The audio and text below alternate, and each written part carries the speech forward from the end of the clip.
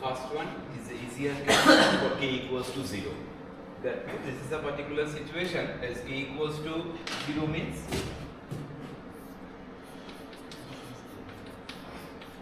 m equals to pm equals to 2, right? So in that case,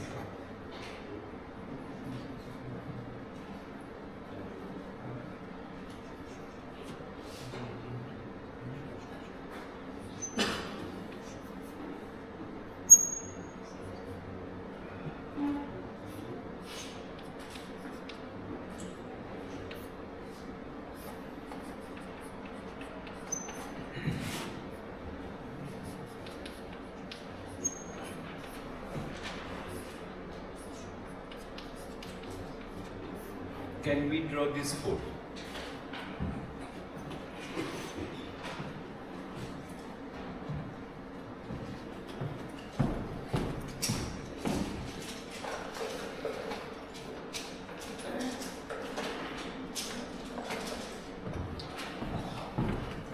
So k equals to 0 means the second term.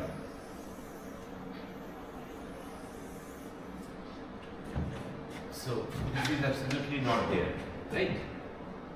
K equals to 0 means this is absolutely not there. So now that is there, like individually they are operating on their own, isn't it?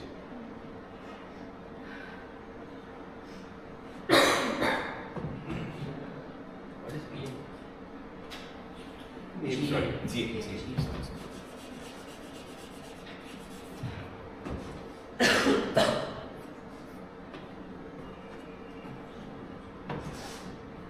So in that case, that is we can, it is almost like similar to that of a stable node.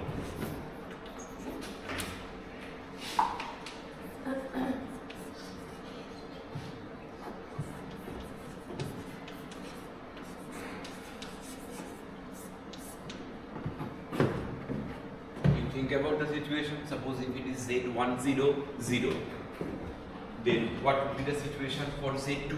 If the initial condition is 0, it will remain continuously 0, right? But the other one, that is, it will like behave as a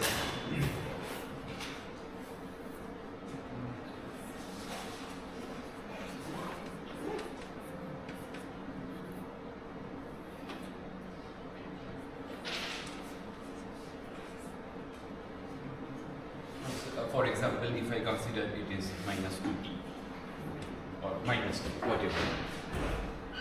So it will continuously decay the value. So this kind of analysis we already did in the first time, like when we discussed this table.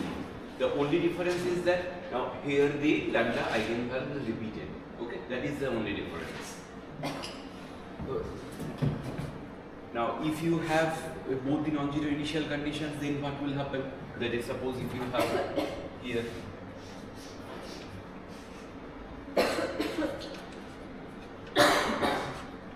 if it is so, or similarly we can think about the other three quadrants as well, then what will happen?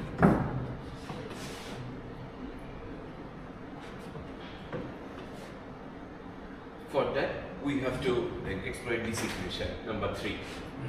If you remember earlier one, that is Z2 equals to Z1 into, C into Z1 to the power lambda 2 by lambda 1, right? So now lambda 2 equals to lambda 1 equals to lambda, which is negative we are considering. So that's why it will be straight away Z1. So it is an equation like y equals to mx, isn't it? And in this case the C is positive. So when just you are going for this initial condition where Z10 is 0, then what will happen? That is simply, that is, it will come here.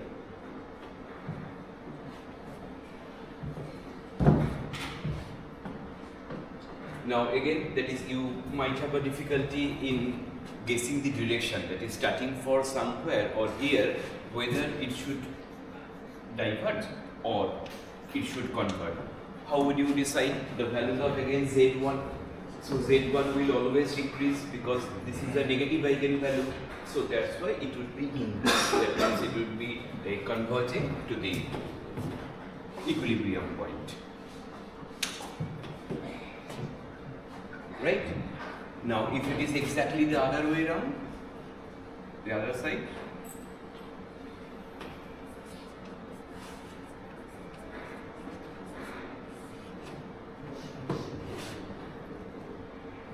for that also, that is both of them are negative, so the slope will still be positive, but it will start from third quadrant. So even in that case also, the arrow would be along this.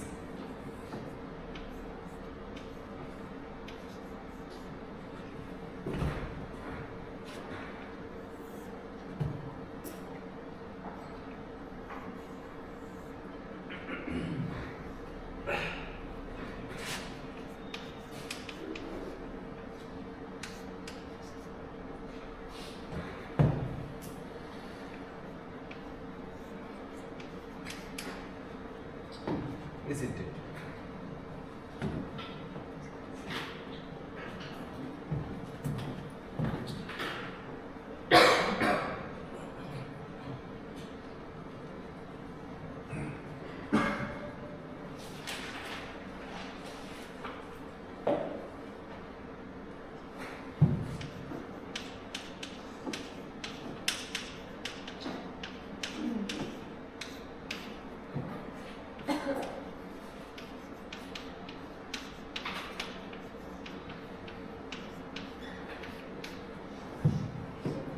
If one of them is negative, then what will happen? The relationship will remain the straight line only, because here you see Z2 equals to CZ1, but the slope will then be negative, right? So if you have mx, m positive, then this will be a straight line like this when m positive, m greater than 0. But if m is less than 0, then it will be other way around, this one, right? At this moment, they all are passing through the origin because my intercept is 0 here. That's why it is even easier to draw, isn't it? So in that case, this will be this line only for both the cases, and the direction would be inward. Why? Again for the same reason. That is, whether irrespective of the initial condition being negative, if you see the Z1, that values independently, they are decreasing. Suppose it is starting from -1, then gradually it will reach 0, right? So that's why that is always, all these arrowheads would be inward. That means they all are attracting trajectories. So in this case, that is, it is similar to the stable node, and in fact that's why no other name has been given. So this is, we consider a special case of stable node. You can answer this, sir, why special case of stable node? Because although these four, this one, this one, this one, this one, they were also, when we drew stable node, these four straight line trajectories were there for the one of the 0 initial conditions, but all other trajectories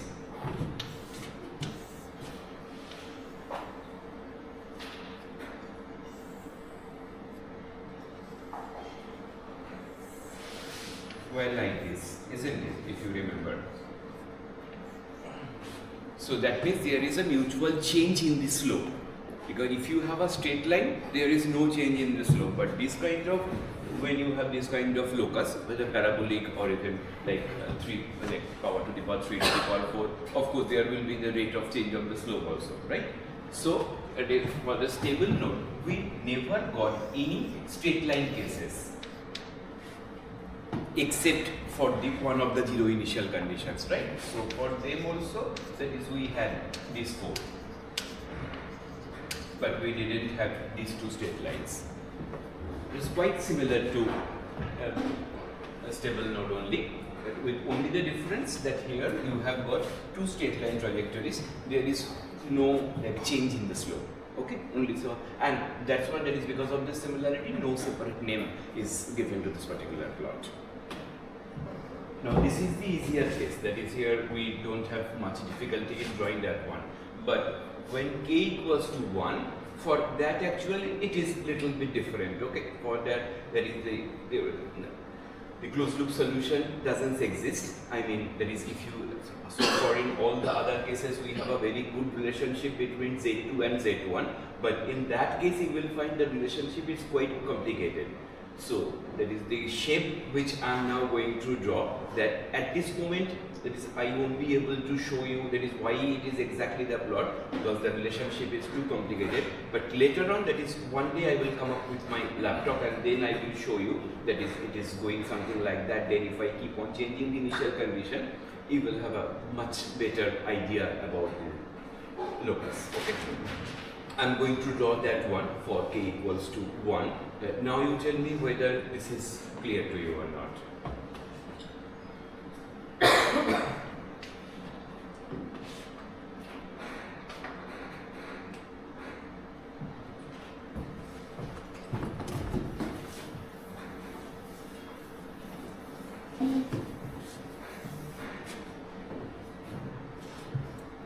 Is it fine for all of you?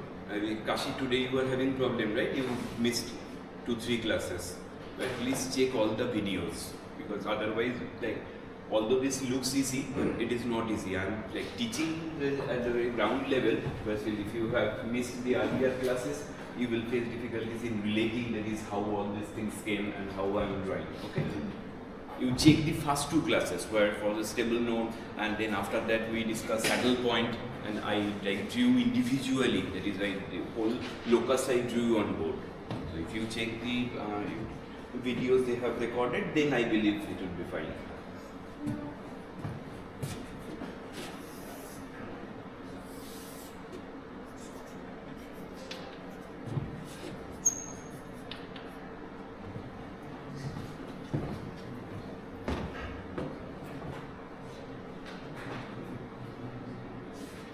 Now you will see that is for the second one, that is Z20, it is suppose non-zero, okay?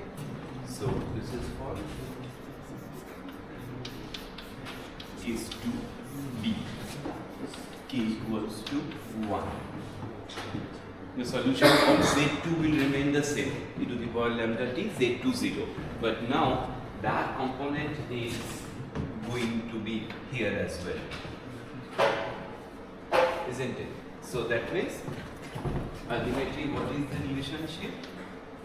That is Z2 is fine, but Z1 is now governed by the lambda t Z10 plus TZ2.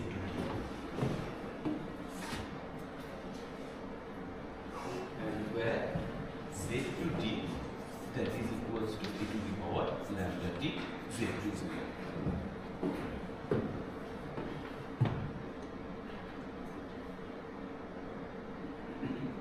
In that way now, so that's why the relationship, that is if here also, that is we still want to find a relation, that is Z2 equals to function of Z1, we can find, but that would be a bit complicated because some ln term, e to the all those things will come, okay? And here, that is if you see Khalil's book, only for these particular cases, they have given a solution for Z1 with respect to Z2. One second, that is if you see Khalil's book, you will find they have given a relation in between Z1 and Z2. That means Z1 expressed with respect to Z2, not this one. What is the reason? Because if you see the pattern, here Z1 is depending on, we can always revert the relationship, but there is no guarantee that we will get an elegant form. Everywhere, that is when it is a hand drawing, we have always been looking for an elegant relationship, right? And so far, that is, we were able to find some good relationship or the known type of relationship in each of the cases. That's why we could draw the graphs easily. This is the only case, and among all the, after this also, that is, we will draw 4 different categories, but this is the only one where we face difficulty in getting an elegant form for the locus. So that's why you could mark this one. And have you understood the reason? There Z1 equals to the power lambda t Z10 plus something t into Z2. That's why the relationship between Z1 Z2 is like much more clear compared to the reverse one. That means like if you wish to see that is Z2 equals to something of Z1, then it is not the straightforward. For that reason only, in Khalil's book, they have, like, for this one, everything they have simplified, and then they have border relationship. Although that is not also an elegant one, because there one constant part is there, then ln part is there. That was like both of them are there. That is not as straightforward as the other cases what we have seen so far. But still, it is a compact relation by which that is you can relate. But it is not between Z2 Z1, it is between Z1 and Z2, because that thing we can straight away see from that. That is, Z1 is now dependent upon Z2. Usually the graph which we are plotting, that is, we have always been looking for Z2 as some function of Z1. But this time it is straightforward to express it as Z1 to be a function of Z2. That is the only difference. And like for thus these cases, that is the graph as it will come something.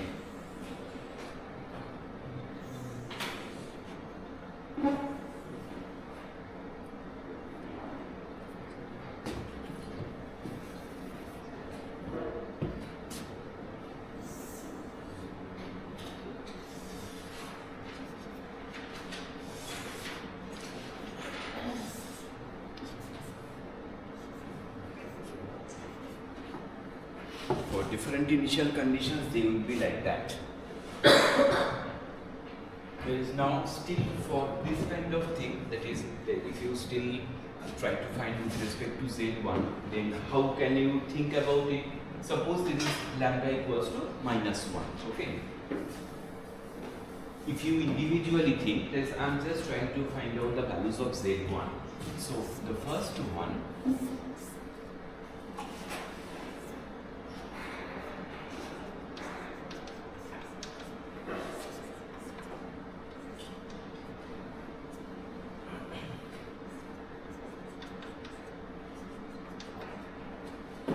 e to the power minus tz0, okay? Then can we draw this one?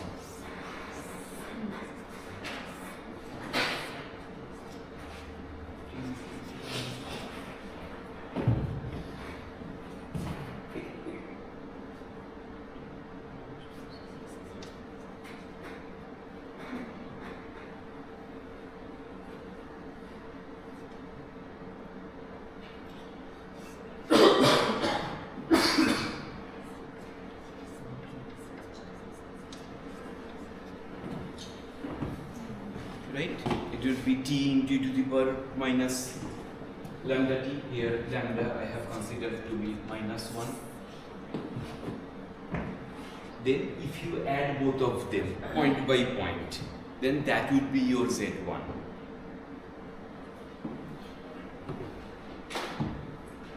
So Z2, that is here, it will always follow, and this is for like Z1 individually, that is Z1 with k equals to 0. That is for Z1 individually Z1, right? Now I'm here that is trying to draw the Z1 as a whole. So this is Z1 with respect to 0. This is the graph. Separately this one, that is, I have to separately draw for Z2. So this is e to the power minus t Z20, isn't it? So this one will be different. Which one? Sorry, extra right. T to the power minus t. Because as t approaches 0, Huh. then the whole thing will be 0. Even though e to the power minus t is infinity. Huh. That's what I'm doing like this. Start from Oh, okay, okay. Sorry.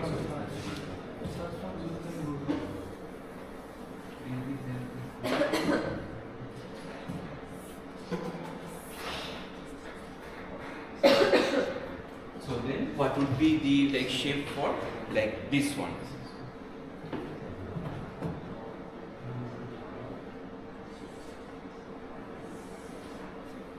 Is it something like that? So the magnitude is very less. It is the shape is same. Magnitude is less and the spread will be a little bit more. Sir, towards the left it is little bit biased.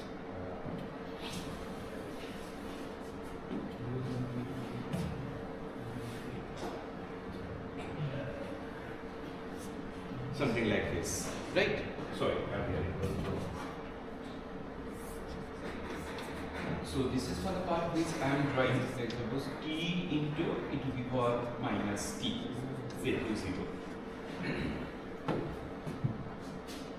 Now the case is that if this is so, you can add point by point, then after you add, then that will be your complete Z1.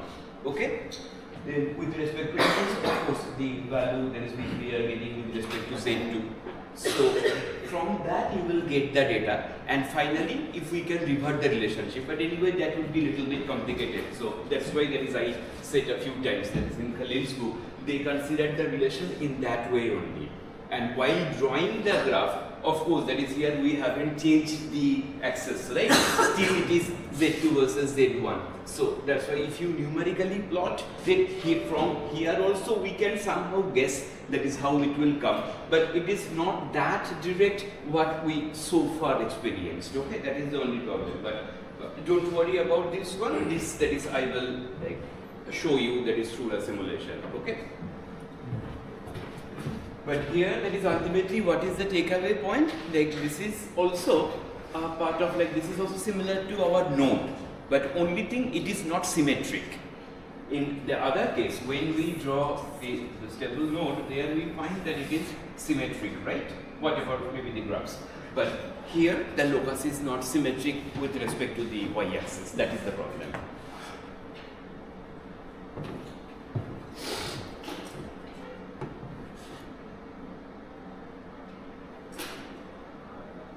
If you have that, I think that is Fayaz, you uploaded that one, right? That is a Xerox scanned copy from the Khalil's book, Indian edition. No, I guess mine are maybe. Oh, you added. So if you have internet access, you can even open and check that one.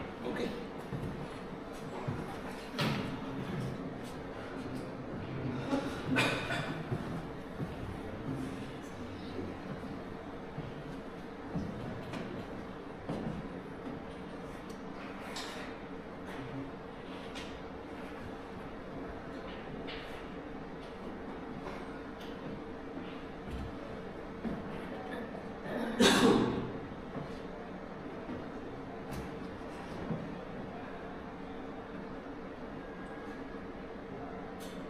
I think it is in the second chapter.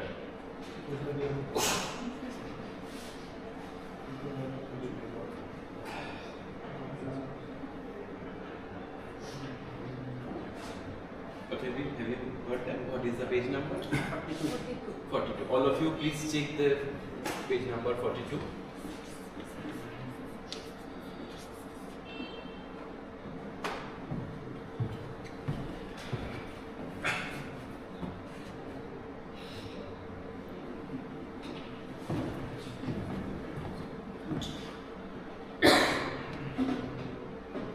Have you found the relationship which is between Z1 and Z2?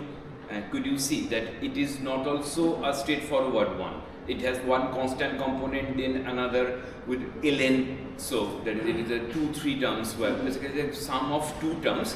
One of them is a logarithmic term, ln. Exactly. So the reason what I just said, because if you see, this is Z1 is a combination of two, and that is one part is coming from Z2. So, but ultimately they have reversed the relationship. But for that, closed form solution may not exist. Probably that is the reason why they didn't give the relationship between Z2 to Z1 or other. So Z2 to Z1 won't exist because at Z1 point there will be two Z2. There might be two Z2. At one Z1. At one Z1 there might be two Z2. It is, you see the graph, that can be possible. So equation won't exist for Z2 to Z2.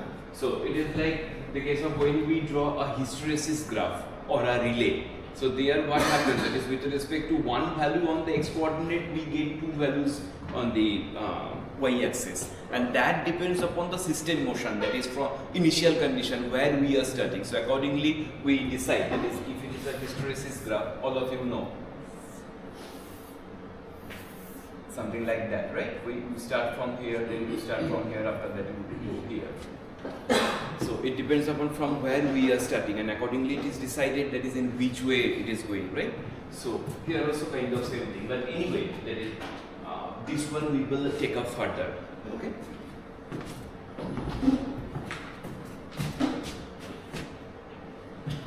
Now that is after that the one of the most interesting case we are going to take up, that is the case of continuum equilibrium point. Okay, for which that is you might have some doubts. Some of you that is already asked me about continuum equilibrium point. Let's see that is when it happens and how we take care of that.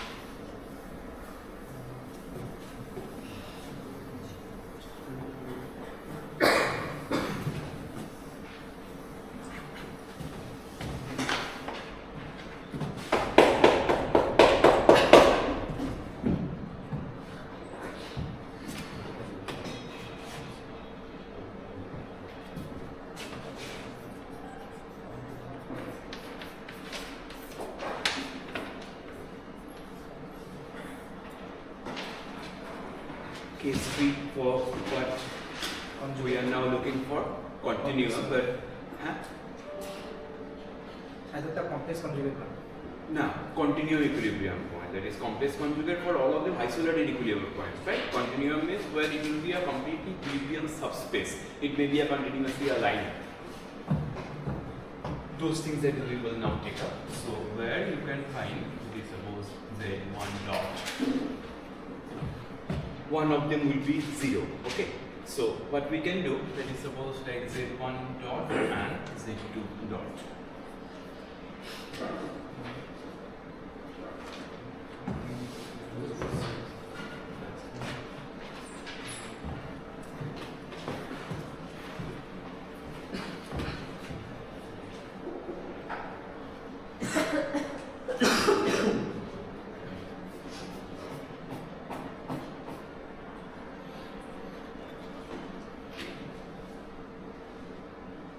That is in this case, that is if we write suppose 1, 0, 0, 0.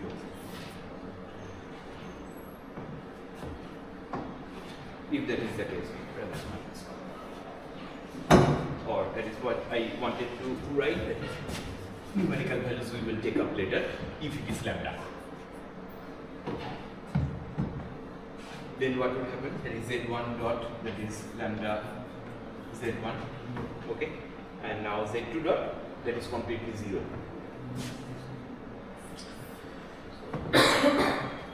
That is the situation, right? Now what will be the solution?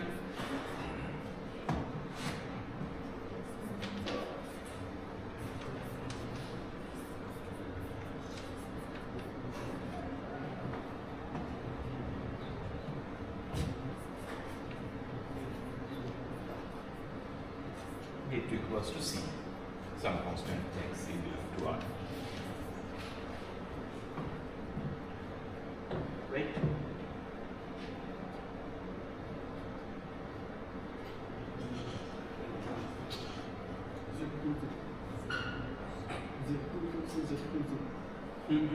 Z2 equals to Z2.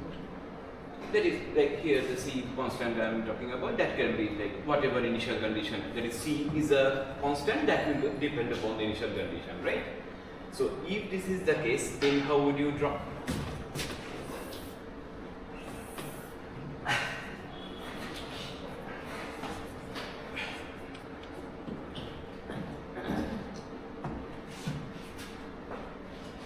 Just try to think about the situation. One of the coordinate, like here both the coordinates are independent of each other, and that too one of them is constant. It's just the initial condition, right? And in that case, how would you draw? The case is relatively simpler, but we have to see the pattern. How does it move?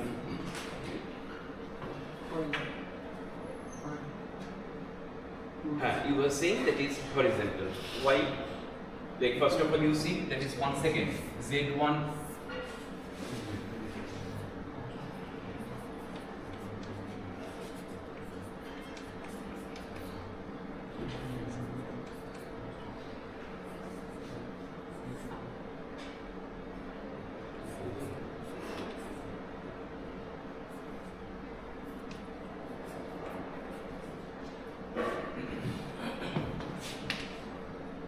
Is it not? No? That is, how could you draw? Let's take an initial condition. Say for example, here I consider this one. Maybe that is 1, 1 or 1.5, 1.2, any of them. Then how would you draw? One of you said that it would be a straight line that is parallel to Z1 axis. Do all of you agree with that?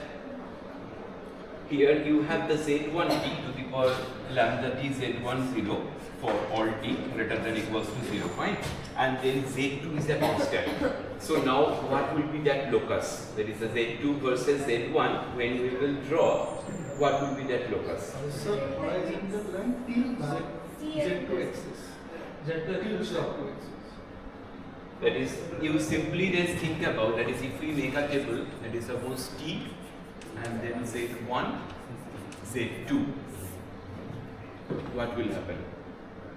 That is now corresponding to Z10, here you will be writing the values, but for Z2, always it would be C, so on and so forth. But this value will change. Maybe if it is plus 1, starting from 1, then after that, like the way we were discussing, like suppose if it is simply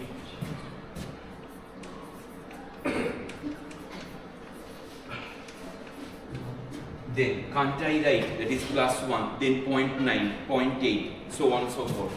Then plus 1, then 0.9, 0.8, 0.7, 0.6, 0.5 up to 0, right? For here, each one of them, it will remain the same.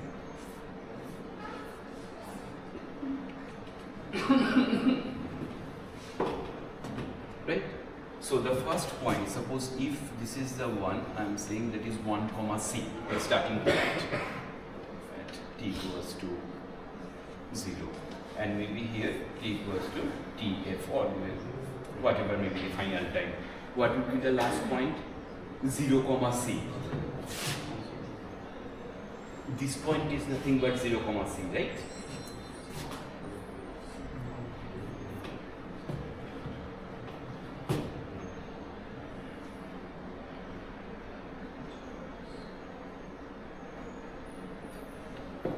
That will be the locus.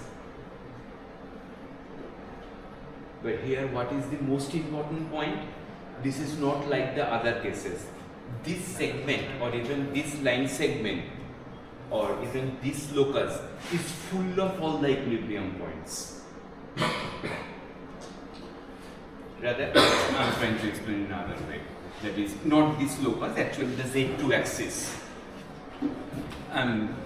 So suppose this is 1, 0, and then that is if you draw it in that way, if it is from minus 1 c, then what will happen?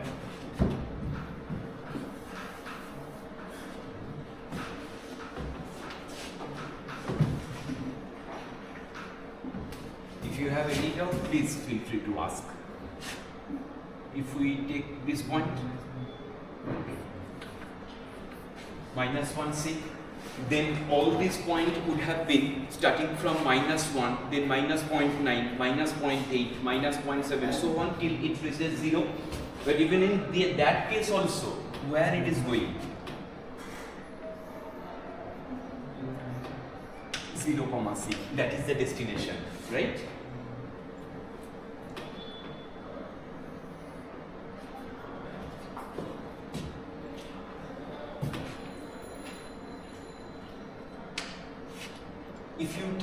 if you keep on taking the other initial conditions?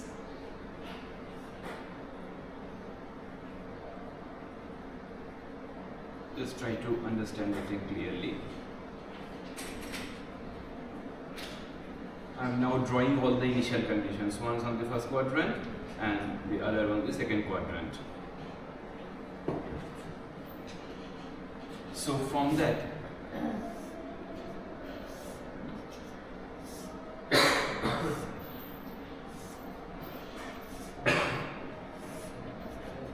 do you agree what I am drawing?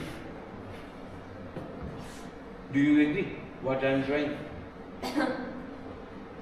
So this is about that if it is like this, if this one is 1 comma c, this one maybe suppose point, this is 1 comma, that is the c value will keep on changing, right?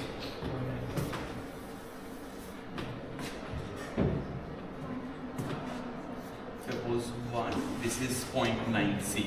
Or that is, I can write that is 1 comma c1, 1 comma c2. That is the different initial conditions for z2.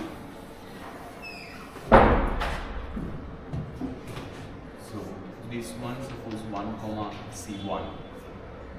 This is suppose 1 comma c2. The third one, this is suppose 1 comma c3. So on so forth. This side also, that is it will keep on changing. This is with respect to, that is I have kept the z10 the same, okay, this is 1. The c value z20, that is supposed to keep on changing. Now it may happen that is you are changing z10, that too is fine. Suppose in case of 1, you could have taken the point here, right? Suppose instead of 1 you could have taken the value here, maybe here, maybe here, maybe here, but in each cases it would be a straight line only, right, towards the z2 axis. That you try to understand. For the other side also the same thing.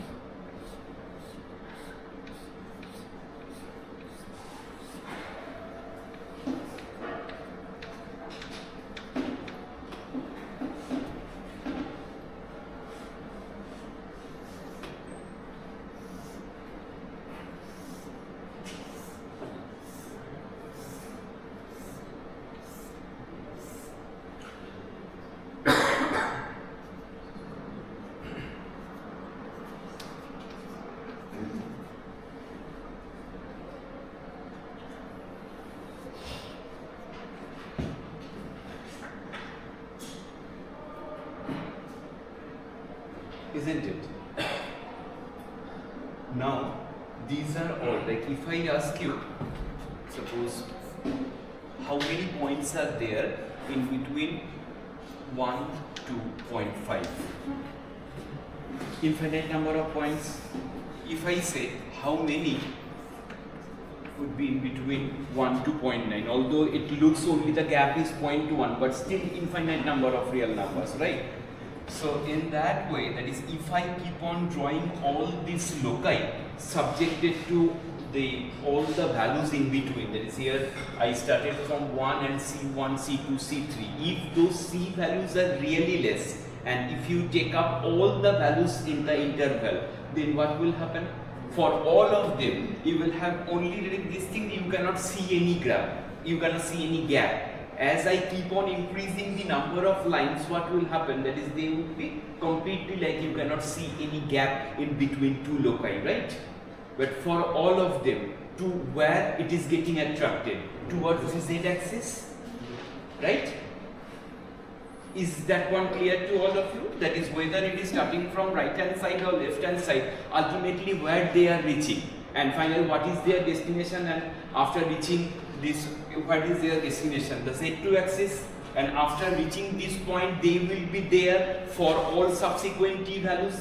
There is no question or there is no possibility of this point getting down towards the origin, right? Exactly in the same manner, if you draw for the other equilibrium, if you do for the other initial conditions,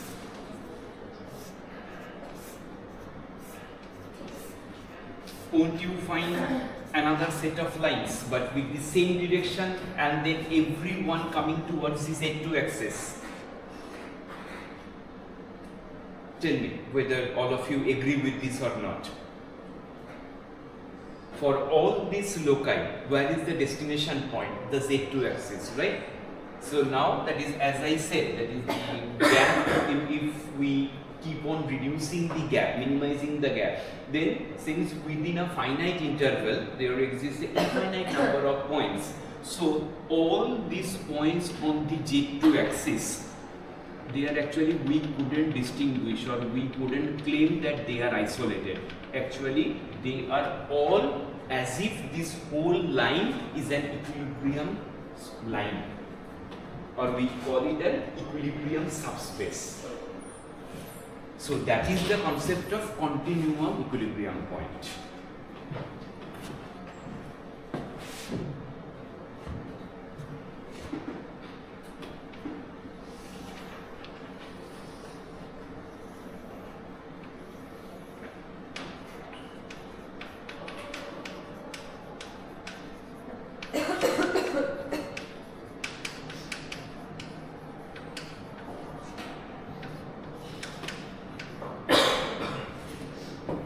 Continuum means which is a collection of points which cannot be separated. That is the meaning of continuum. So far, whatever like the points we have found, that is whatever like equilibrium points we found, all of them were isolated, right? All of them were isolated. But this is the first time where we have got this is we cannot isolate or we cannot separate out these points. Why? Because for every interval there will be infinite number of points. That is the reason. So now all the loci, they are parallel to Z1 axis, but where they are converging to the Z2 axis, right? So in this case, the whole Z2 axis is the equilibrium line, or we call it the equilibrium subspace. No, here you cannot separate out any of these points, right? Because someone can think that is okay, if this point is suppose 0, 1, suppose like the top point, this is suppose 0, 1. After that, maybe that is how much small we can think about. Say for example, little bit smaller, 0.999. Theoretically, we can find a number of points between that is 1 and 0.999. That is the difficulty. Not difficulty, that is the actual fact. To our mind, we are thinking that is okay, if we keep on reducing the value, maybe 0.999, after that maybe 0.10 number of nines, but even someone can come up with 0.109, right? So that's why on this Z2 axis, you cannot separate out any of the point. Whatever point you think about, that is an equilibrium point. All of them, whatever you can, like as small or as smaller you can think about. So that's why now this whole axis is a collection of equilibrium points, and where these points cannot be separated, that's why they together constitute an equilibrium subspace. In this case, it is a continuum, it is equilibrium subspace. This whole line is equilibrium subspace. Okay, so this is the example of continuum equilibrium point.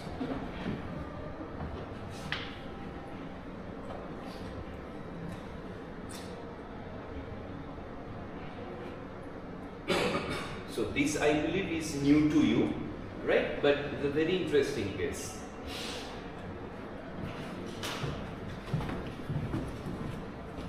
Think about the situation, okay? No hurry. You check your notes, see my drawing, and then you think about it. All are stable.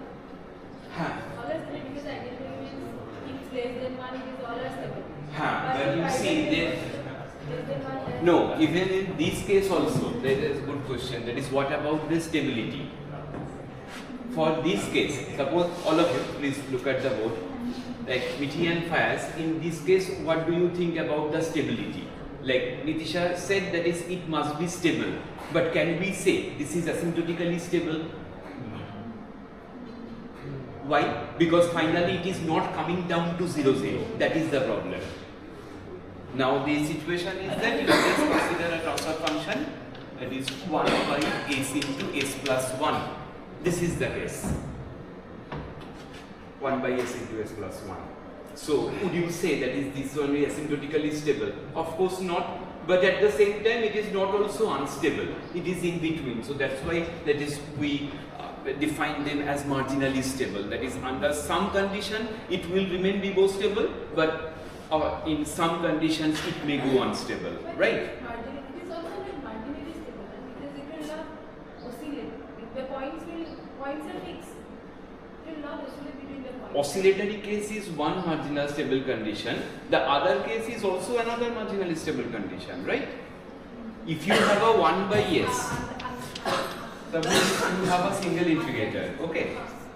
And then that is for some of the cases, suppose if you excite with the e to the power minus t, this signal, then what will be your output? Bibostable. So that's why for this category, that is like for some of the inputs, that is it is coming, that's bibostable. Now that is for such cases, that is we cannot say that it is neither unstable nor this is asymptotically stable. Okay. So marginally stable means that is for some situations and marginally. Like so in many situations you will find that is it will produce the bounded response, but in some other cases it may even produce unbounded response. Say for example for 1 by s, if it is a unit step input, then what would happen? It would be ramped. Why? Because unit step it is like 1 by s. So now output y of s equals to 1 by s into 1 by s, 1 by s square. So yt would be a straight line, it is a ramp response. So marginally stable means it is not always stable. For some input it may like give you that is bounded output, but for some other input it will give you unbounded response. Okay, that is the meaning of marginally stable. And then that is, this is not only the example, but another kind of marginal stability, if it is 1 by s squared plus 1, we call them marginally stable. It is actually the case of sustained oscillation. Now the same doubt which she has, that is when we learned linear time invariant system, in marginal stability, that is we learn, that is all of them we club together under the category of marginal stability. But there can be separate cases, right? That is the reason why in phase train analysis we are getting so many cases. That is, even you see, when that is so far that we have already learned 5 or 6 different cases, maybe more than that. Have you like thought about that is why so many cases are coming? You think about that is if both of them are negative lambdas, then what will happen? Like stable node. Then what are the categories or what are the shapes that we have learned? Stable node, then unstable node, like saddle point. This saddle point means one stable, one unstable. When we learned LTI system, there that is if one eigenvalue is positive, we say that is the system is unstable. No hope, we don't have to analyze. But you see in phase plane, even the saddle point that can also help to some extent. Like in case of simple pendulum, that is all those stable foci, they are separated by a saddle point. So if we consider the intercept is 0, if c is 0 because real number, it is real number, then it is Exactly. Good question. That is if c is 0, then what would happen? Suppose then this point, what is this point? This is 1, 0. Now that will just a fixed point. There will be no motion. but stability, it will Sorry. one That is if it is, sorry, I thought other way around. That is 1, 0 means that is, then it will, that is perfectly, that is come to the origin. 0 point, Ha. then it will be asymptotically stable. Yes. But as a whole, we cannot say asymptotically stable, right?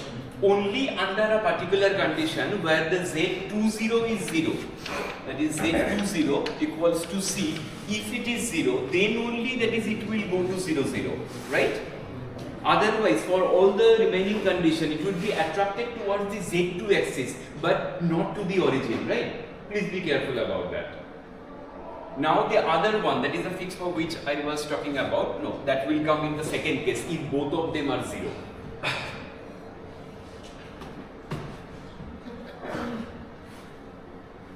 So have you understood? That is, suppose this point is 1, 0, then what will happen? Z2, that will always 0 because my C is 0. Z1, that will be governed by this equation e to the power lambda t Z1 0. Okay, then that is all those, like the motion would be completely from this point towards the origin.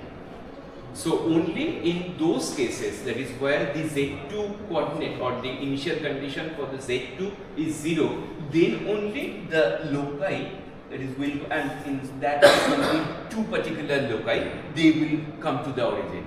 So only subjected to the initial condition, and that is the reason why as a whole we cannot say that it's asymptotically stable, rather it is marginally stable. Marginally stable means that is, if finally the response will of course either depend upon the initial condition or upon the excitation or both. Are you getting? That is, what is the cause for giving this name marginally stable? Like in this case, you see, if it is a step input, then the response would be unbounded. But if it is a exponentially decaying input, suppose it is minus t, or even suppose if it is a pulse, or if it is a like finite impulse, for all of them the output will remain bounded, right? So for its stability or the type response, it depends upon the excitation. From here, what did we see? It also depends upon the initial condition, because there we were discussing the Bibo stability, and while discussing Bibo stability means initial condition has to be 0, force response. Here we are analyzing free response. We are like analyzing asymptotic stability. So x0 non-zero, but no forcing function is there. So from that you have seen that marginal stability means it depends upon the initial condition. So that is, those category of systems are called marginalist system, whose response depend upon the excitation and initial condition. Under some favorable condition, you will find that is they are behaving in a stable manner, but in many other cases, you will find that one of the state or the system as a whole will give you unbounded response. That is the meaning of marginal stability. Okay. Now, if it is other way around, that is, suppose if Z10 is 0, that means 0 comma C, then the other one, if it is 0 comma C, then you see there would be no movement. Please be careful about that. This point 0 comma C. Why there is no movement? Can anybody tell me? It is already existing on equilibrium substance. That itself is the equilibrium point.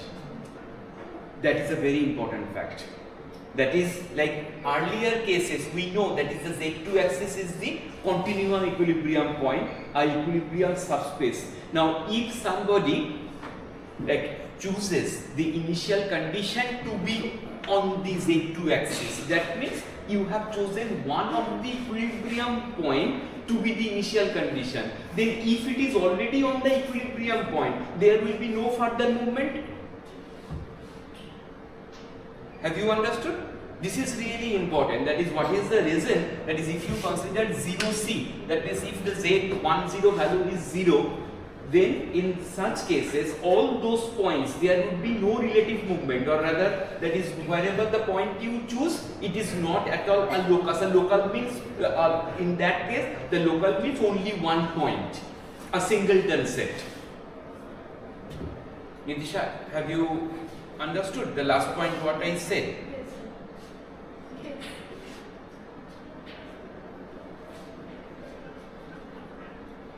Is there any doubt? Please all of you think about the situation.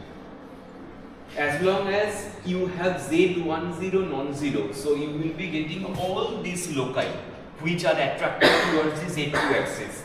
You cannot differentiate between these points. So that's why together all those points, they create an equilibrium subspace. In that case, this whole line is the equilibrium subspace that we call continuum equilibrium point. Okay? So in the other case means that is, if C is your 0, then only it will go to the origin. Okay? Fine? And now finally, that is, if you choose any of the initial condition to be 0 comma C, that means unknowingly you have chosen an initial condition to be one of the equilibrium point. So if it is already on the equilibrium point, there shouldn't be any motion, because that's the definition of equilibrium point. If a system reaches the equilibrium point, after that there would be no movement, right? X dot would be equals to 0. That we already learned when discussing the equilibrium point. Here you just applied that definition. The initial condition 0, c, that itself is one of the equilibrium point. So that's why there would be no movement. Okay? So this is one of the highly interesting and exciting cases, the continuum equilibrium point. The next day we will learn the other kind, because today I am leaving you a little early because I will go to a doctor. So just you try to think about the situation, that is, this will have a different case. Different case means if both the eigenvalues are 0, then what will happen? At this moment we consider one of them 0 and one of them is minus, right? But it can happen, that is, a lambda is also 0. Then what will happen? Constant, both are constant, and then there was also constant, First, System won't be there, right? Because they are not varying basically. no, suppose like originally it can happen, that is, okay, you are thinking the system won't be there, but the system would be there. Because don't forget that is, we are not starting, we are drawing with respect to z, but originally the system with respect to x1, x2. Some values will come.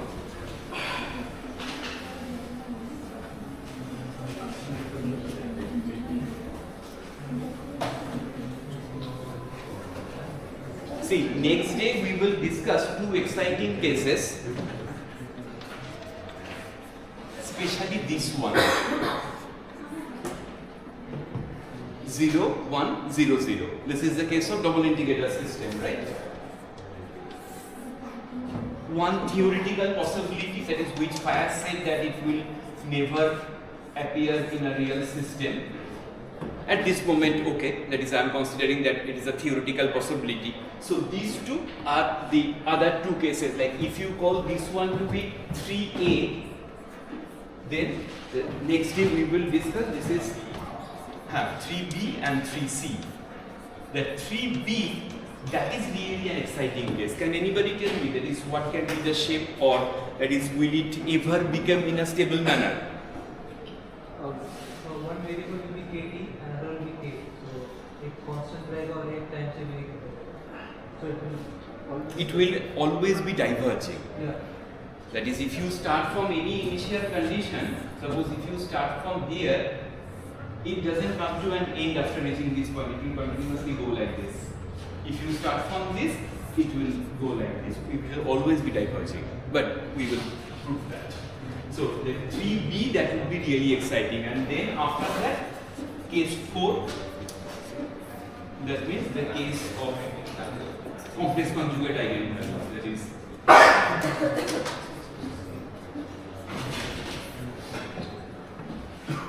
that has a standard procedure. I won't say that is the case of case 4 is an exciting one. Case 4 is not an exciting one. That is, for the complex conjugate eigenvalue, it would be either a stable focus or unstable focus. This kind of logarithmic spiral, if it is converging, this is called stable focus. If it is entirely outgoing, that is starting from inner, that is, it will go towards, suppose this is the initial condition and it is continuously, so this is your stable focus. And this is your unstable focus. Again, they are isolated equilibrium points. Of course, stable focus, this is the attracting nature. In that case, the equilibrium point is the origin only. So in that case, we will call that is equilibrium point, that is like isolated equilibrium points, and it has attractive nature.